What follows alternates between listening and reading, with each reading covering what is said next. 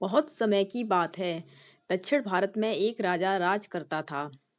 राजा का राज्य समुद्र के किनारे था, इसलिए राजा को भोजन में मछलियां खाना बहुत पसंद था। वह मछली चावल बहुत चाव से खाता था। बिना मछली चावल के राजा का भोजन अधूरा रहता था। एक बार की बात है, राजा के राज्य में बहुत तेज तूफान आया और बारिश हुई, जिसके कारण कोई भी मछुआरा मछली पकड़ने के लिए समुद्र में नहीं जा सका।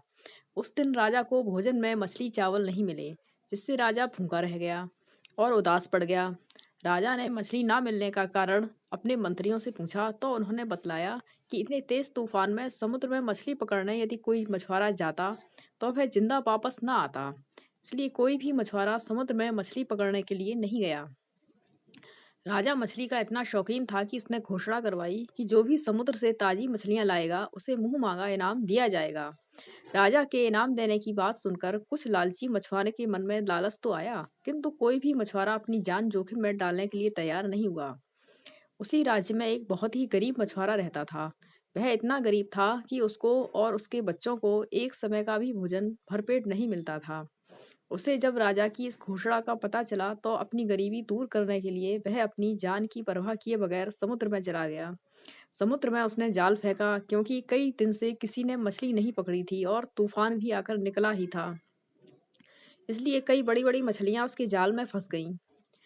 मछुआरा मछली लेकर राजा के महल में पहुंचा, किंतु राजा के सैनिकों ने उसे महल में नहीं घुसने दिया।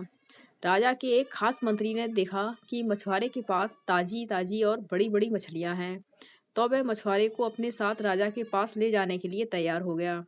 मंत्री जानता था कि राजा मछलियां देखकर बहुत अधिक खुश होगा और इसके बदले मछुआरे को बहुत सारा धन देगा।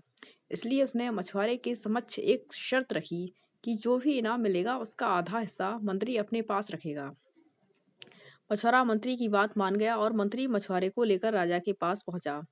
मछुआरे के पास बड़ी और ताजी ताजी मछलियां देख राजा बहुत खुश हुआ। राजा ने मछुआरे को मुंह मांगा इनाम मांगने के लिए कहा। मछुआरा बहुत समझदार था। वह राजा से हाथ जोड़कर बोला, महाराज, मुझे 20 कोड़े मारे जाएं। मछुआरे की बात सुनकर राजा को बहुत बड़ा आश्चर्य हुआ। उसने फिर से मछुआरे से कुछ मांगने के लिए कहा, किंतु मछुआरे ने फिर 20 कोड़े खाने का इनाम मांगा।